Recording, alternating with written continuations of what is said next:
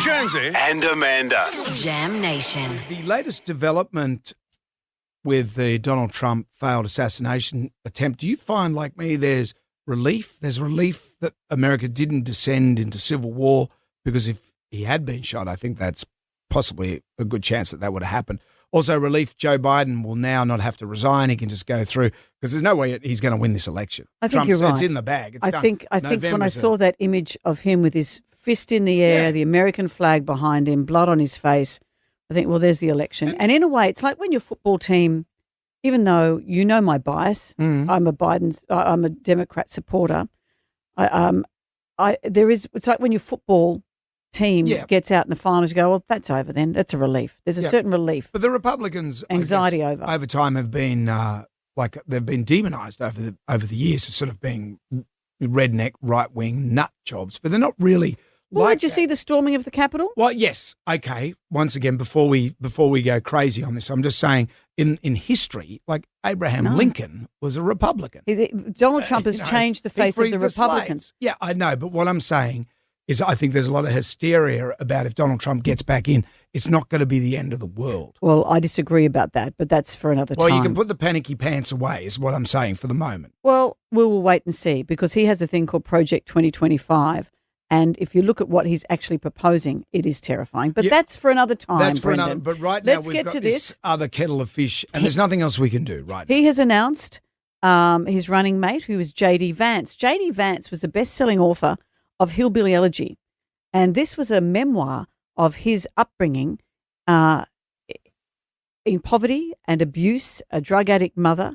He then went on to go to Yale Law School. It's quite an extraordinary story. I think he's only 39 years old. In the past, though, this is what's interesting. He was a big vocal critic of Trump. In 2016, he called him an idiot, a cynical asshole, America's Hitler. But now he's become one of his strongest supporters. Yay! And he's now an Ohio senator, and he will be his running mate for this. Right. Interestingly, I saw this yesterday, and I don't know whether it's true or not, but this is what happened: is that apparently Trump went to the golf course.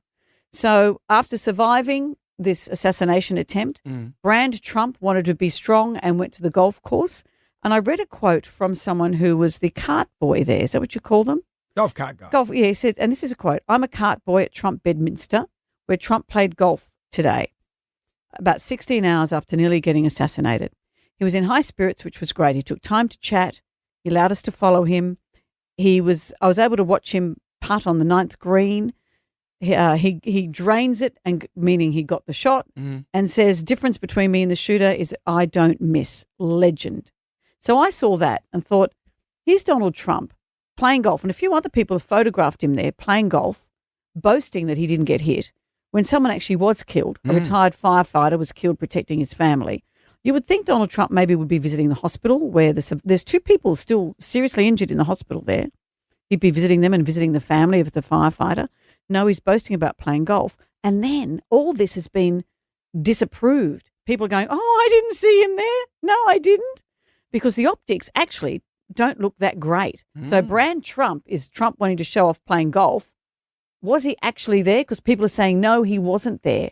And this is fake. What's Trump saying? Was he there? Trump is saying, based on yesterday's, I can't even read this, based on his yesterday's events, I was going to delay my trip to a Republican convention. Now I'm going to the Republican convention. So he's not mentioning the golf. He's saying business as usual, but most days he does play golf. And so the people who said they saw him there are now saying, my mistake, that was from another time. So maybe they're all told to shut up. Don't say that Trump was at the golf. Or it could just be an elderly guy on the golf course in a red hat.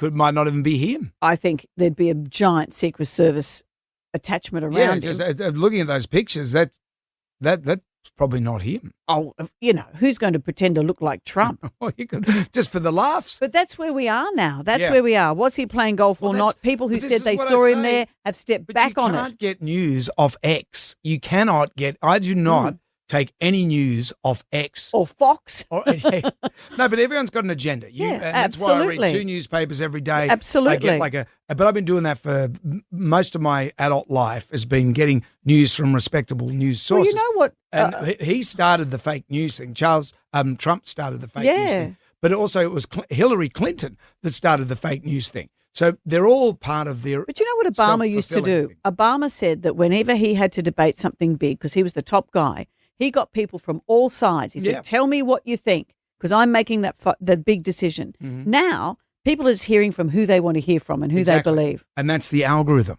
That's the silo. That's what you're in. As soon as you click on a story, it could be anything. Kanye's missus wearing a too small bikini top. I think that's true. You might click on that, and then all of a sudden you get lots of stories like that. Your Honour? Do you, Brent? Not your fault. Your Honour. It's not my your fault. It's the algorithm.